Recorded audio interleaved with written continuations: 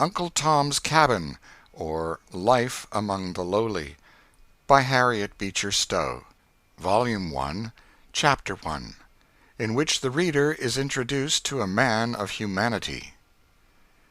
Late in the afternoon of a chilly day in February, two gentlemen were sitting alone over their wine in a well-furnished dining parlor in the town of P. in Kentucky. There were no servants present, and the gentlemen, with chairs closely approaching, seemed to be discussing some subject with great earnestness. For convenience' sake we have said hitherto two gentlemen. One of the parties, however, when critically examined, did not seem, strictly speaking, to come under the species. He was a short, thick-set man, with coarse, commonplace features, and that swaggering air of pretension which marks a low man who is trying to elbow his way upward in the world. He was much overdressed, in a gaudy vest of many colors, a blue neckerchief, bedropped gaily with yellow spots, and arranged with a flaunting tie, quite in keeping with the general air of the man. His hands, large and coarse, were plentifully bedecked with rings, and he wore a heavy gold watch-chain, with a bundle of seals of portentous size, and a great variety of colors attached to it, which, in the ardor of conversation, he was in the habit of flourishing and jingling with evident satisfaction. His conversation was in free and easy defiance of Murray's grammar, English Grammar, 1795, by Lindley Murray, 1745 to 1826, the most authoritative American grammarian of his day, and was garnished at convenient intervals with various profane expressions, which not even the desire to be graphic in our account shall induce us to transcribe.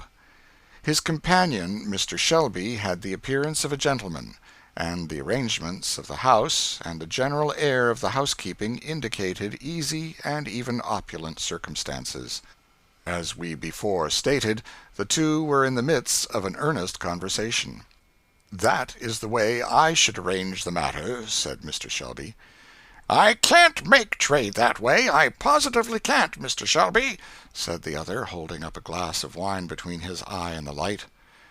"Why, the fact is, Haley, Tom is an uncommon fellow. He is certainly worth that sum anywhere, steady, honest, capable, manages my whole farm like a clock." "You mean honest as niggers go," said Haley, helping himself to a glass of brandy. "No, I mean really, Tom is a good, steady, sensible, pious fellow. He got religion at a camp meeting 4 years ago, and I believe he really did get it. I've trusted him, since then, with everything I have, money, house, horses, and let him come and go round the country, and I always found him true and square in everything." "Some folks don't believe there is pious niggers, Shelby," said Haley, with a candid flourish of his hand, "but I do. I had a fellow, now, in this yer last lot I took to Orleans. 'Twas as good as a meetin', now, really, to hear that critter pray, and he was quite gentle and quiet like. He fetched me a good sum, too, for I bought him cheap of a man that was 'bliged to sell out, so I realized 600 on him. Yes, I consider religion a valuable thing in a nigger, when it's the genuine article, and no mistake." "Well, Tom's got the real article, if ever a fellow had," rejoined the other. "Why, last fall I let him go to Cincinnati alone, to do business for me, and bring home $500. 'Tom,' says I to him, 'I trust you, because I think you're a Christian. I know you wouldn't cheat.' Tom comes back, sure enough. I knew he would. Some low fellows, they say, said to him, 'Tom, why don't you make tracks for Canada?' Master trusted me, and I couldn't. They told me about it. I am sorry to part with Tom, I must say. You ought to let him cover the whole balance of the debt, and you would, Haley, if you had any conscience." "Well, I've got just as much conscience as any man in business can afford to keep. Just a little, you know, to swear by, as 'twere," said the trader, jocularly. "And then I'm ready to do anything in reason to 'blige friends, but this, you see, is a leetle too hard on a fellow, a leetle too hard." The trader sighed contemplatively and poured out some more brandy. "Well, then, Haley, how will you trade?" said Mr. Shelby, after an uneasy interval of silence. "Well, haven't you a boy or gal that you could throw in with Tom?" "None that I could well spare. To tell the truth, it's only hard necessity makes me willing to sell at all. I don't like parting with any of my hands, that's fact." Here the door opened, and a small quadroon boy, between 4 and 5 years of age, entered the room. There was something in his appearance remarkably beautiful and engaging.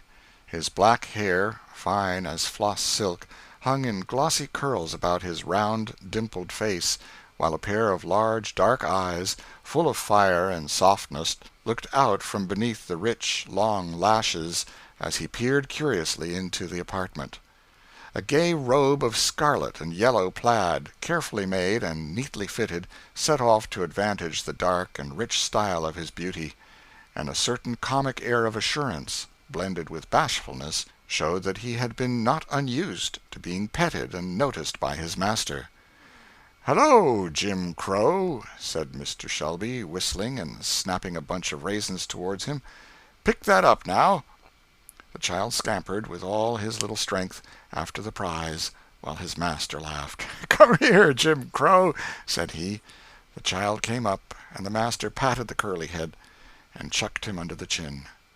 "Now, Jim, show this gentleman how you can dance and sing." The boy commenced one of those wild, grotesque songs common among the negroes, in a rich, clear voice, accompanying his singing with many comic evolutions of the hands, feet, and whole body, in all perfect time to the music. "Bravo!" said Haley, throwing him a quarter of an orange. "Now, Jim, walk like old Uncle Cudjoe when he has the rheumatism," said his master. Instantly the flexible limbs of the child assumed the appearance of deformity and distortion, as, with his back humped up and his master's stick in his hand, he hobbled about the room, his childish face drawn into a doleful pucker, and spitting from right to left in imitation of an old man. Both gentlemen laughed uproariously. "Now, Jim," said his master, "show us how old Elder Robbins leads the psalm." The boy drew his chubby face down to a formidable length, and commenced toning a psalm tune through his nose with imperturbable gravity. "Hurrah! Bravo! What a young 'un!" said Haley. "That chap's a case, I'll promise. Tell you what," he said, suddenly clapping his hand on Mr. Shelby's shoulder, "fling in that chap, and I'll settle the business, I will. Come, now, if that ain't doing the thing up about the rightest." At this moment the door was pushed gently open, and a young quadroon woman, apparently about 25, entered the room. There needed only a glance from the child to her to identify her as its mother. There was the same rich, full, dark eye, with its long lashes, the same ripples of silky black hair. The brown of her complexion gave way on the cheek to a perceptible flush, which deepened as she saw the gaze of the strange man fixed upon her in bold and undisguised admiration. Her dress was of the neatest possible fit, and set off to advantage her finely molded shape. A delicately formed hand and a trim foot and ankle were items of appearance that did not escape the quick eye of the trader, well used to run up at a glance the points of a fine female article. "Well, Eliza?" said her master, as she stopped and looked hesitatingly at him. "I was looking for Harry, please, sir." And the boy bounded toward her, showing his spoils, which he had gathered in the skirt of his robe. "Well, take him away, then," said Mr. Shelby, and hastily she withdrew, carrying the child on her arm. "By Jupiter," said the trader, turning to him in admiration, "there's an article, now. You might make your fortune on that ar gal in Orleans, any day. I've seen over 1,000 in my day paid down for gals not a bit handsomer." "I don't want to make my fortune on her," said Mr. Shelby, dryly, and seeking to turn the conversation, he uncorked a bottle of fresh wine and asked his companion's opinion of it. "Capital, sir, first chop," said the trader. Then turning, and slapping his hand familiarly on Shelby's shoulder, he added, "Come, how will you trade about the gal? What shall I say for her? What'll you take?" "Mr. Haley, she is not to be sold," said Shelby. "My wife would not part with her for her weight in gold." "Aye, aye, women always say such things, 'cause they hadn't no sort of calculation. Just show 'em how many watches, feathers, and trinkets one's weight in gold would buy, and that alters the case, I reckon." "I tell you, Haley, this must not be spoken of. I say no, and I mean no," said Shelby decidedly. "Well, you'll let me have the boy, though," said the trader. "You must own I've come down pretty handsomely for him." "What on earth can you want with the child?" said Shelby. "Why, I've got a friend that's going into this yar branch of the business. Wants to buy up handsome boys to raise for the market.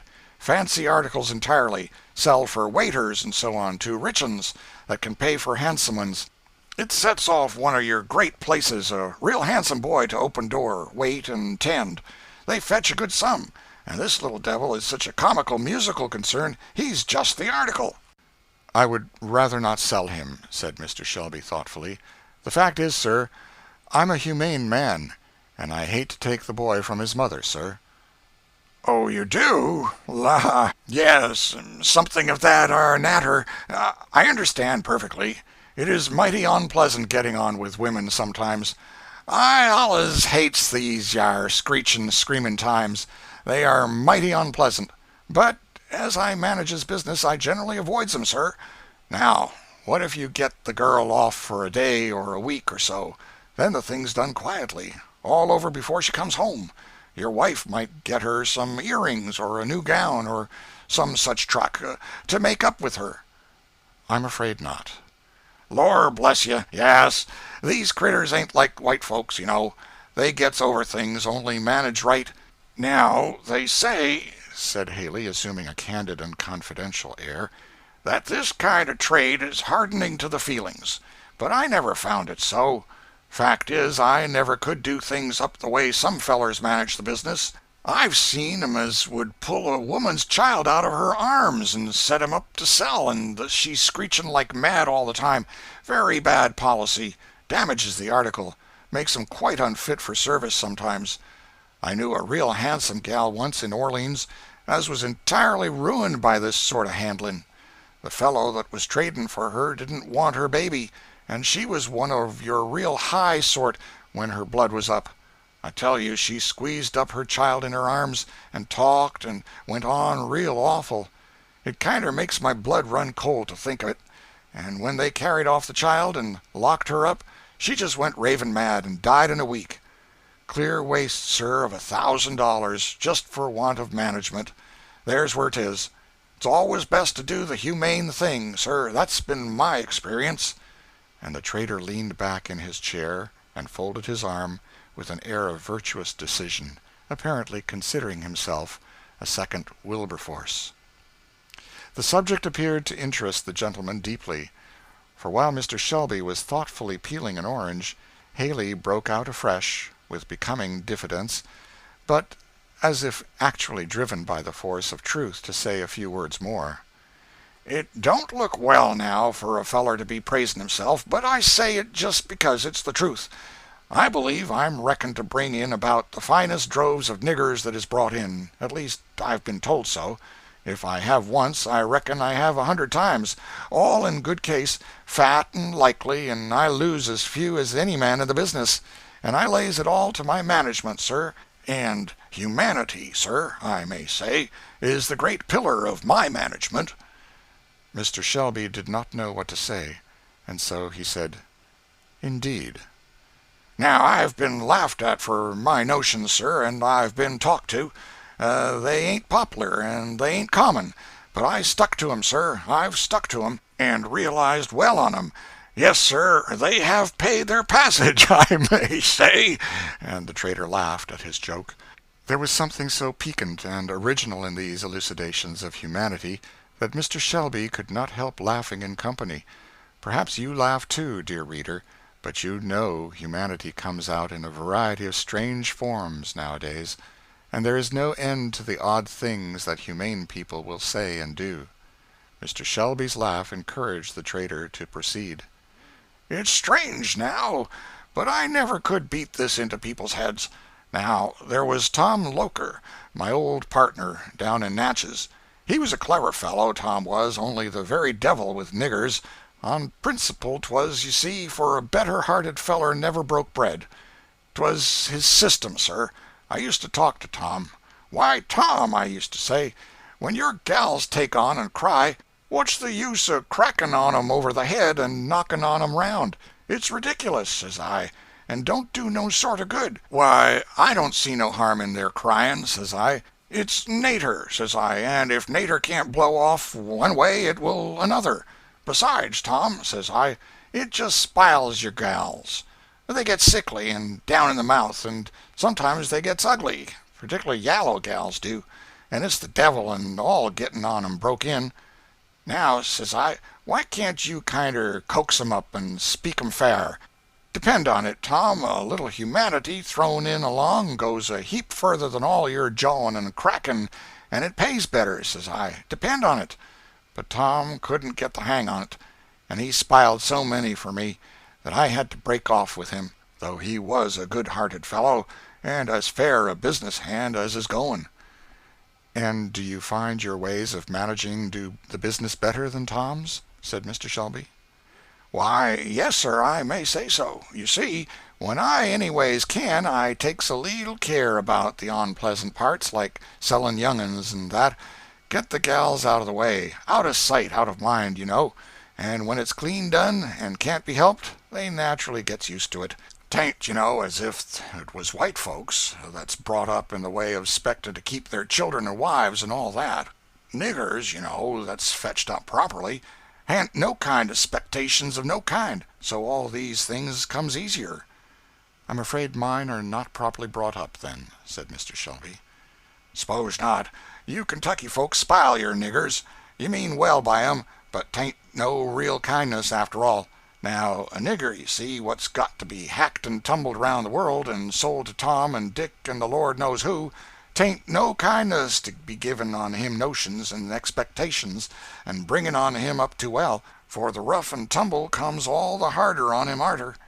Now, I venture to say your niggers would be quite chop-fallen in a place where some of your plantation niggers would be singing and whooping like all possessed. Every man, you know, Mr. Shelby, naturally thinks well on his own ways, and I think I treat niggers just about as well as it's ever worth while to treat 'em."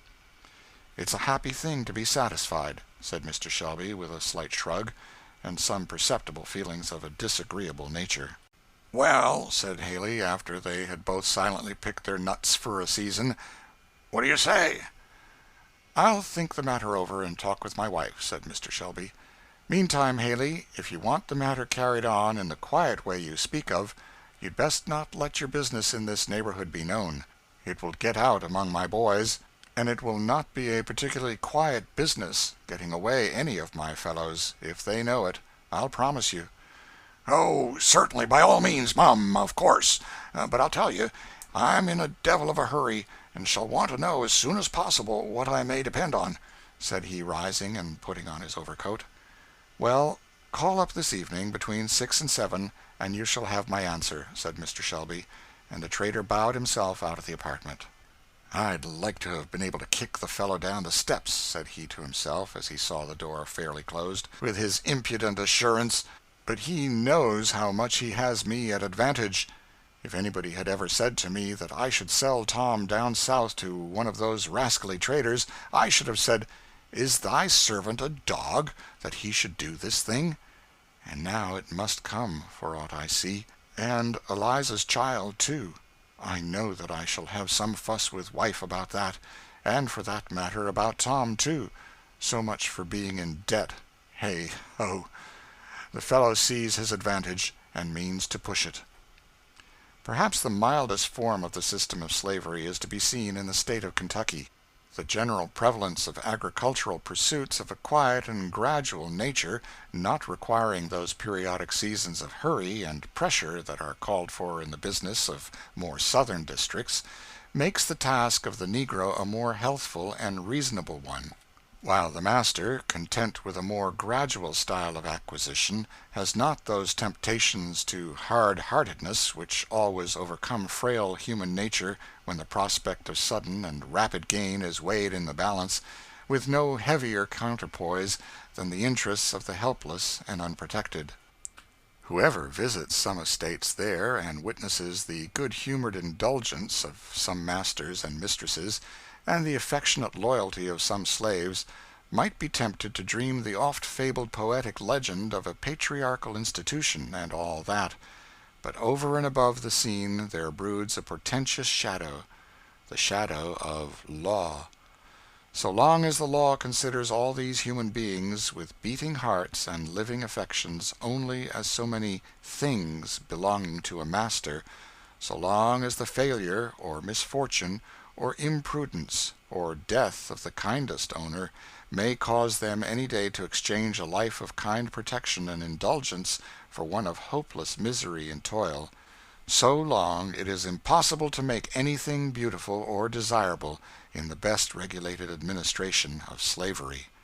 Mr. Shelby was a fair average kind of man, good-natured and kindly, and disposed to easy indulgence of those around him, and there had never been a lack of anything which might contribute to the physical comfort of the negroes on his estate. He had, however, speculated largely and quite loosely, had involved himself deeply, and his notes, to a large amount, had come into the hands of Haley, and this small piece of information is the key to the preceding conversation. Now, it had so happened that, in approaching the door, Eliza had caught enough of the conversation to know that a trader was making offers to her master for somebody. She would gladly have stopped at the door to listen as she came out, but her mistress just then calling, she was obliged to hasten away. Still, she thought she heard the trader make an offer for her boy. Could she be mistaken? Her heart swelled and throbbed, and she involuntarily strained him so tight that the little fellow looked up into her face in astonishment. "Eliza, girl, what ails you today?" said her mistress, when Eliza had upset the wash-pitcher, knocked down the workstand, and finally was abstractedly offering her mistress a long nightgown in place of the silk dress she had ordered her to bring from the wardrobe.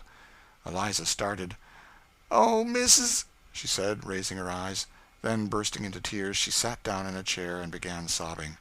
"Why, Eliza, child, what ails you?" said her mistress. "Oh, missus," said Eliza, "there's been a trader talking with master in the parlor. I heard him." "Well, silly child, suppose there was."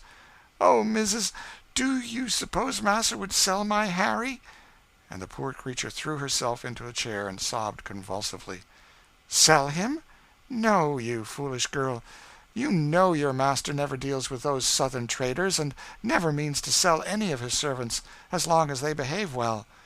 Why, you silly child, who do you think would want to buy your Harry? Do you think all the world are set on him as you are, you goosey?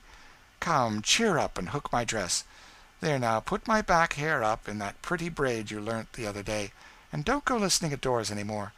"Well, but, missus, you never would give your consent to "Nonsense, child. To be sure I shouldn't. What do you talk so for? I would as soon have one of my own children sold. But really, Eliza, you are getting altogether too proud of that little fellow. A man can't put his nose into the door, but you think he must be coming to buy him." Reassured by her mistress's confident tone, Eliza proceeded nimbly and adroitly with her toilet, laughing at her own fears as she proceeded. Mrs. Shelby was a woman of high class, both intellectually and morally.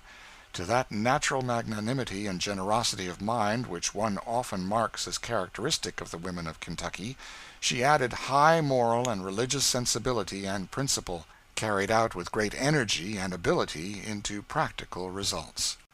Her husband, who made no professions to any particular religious character, nevertheless reverenced and respected the consistency of hers, and stood perhaps a little in awe of her opinion. Certain it was that he gave her unlimited scope in all her benevolent efforts for the comfort, instruction, and improvement of her servants, though he never took any decided part in them himself. In fact, if not exactly a believer in the doctrine of the efficiency of the extra good works of saints, he really seemed somehow or other to fancy that his wife had piety and benevolence enough for two, to indulge a shadowy expectation of getting into heaven through her superabundance of qualities to which he made no particular pretension.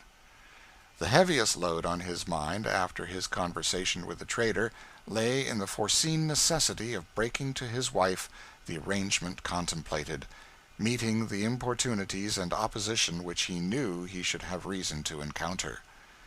Mrs. Shelby, being entirely ignorant of her husband's embarrassments, and knowing only the general kindliness of his temper, had been quite sincere in the entire incredulity with which she had met Eliza's suspicions.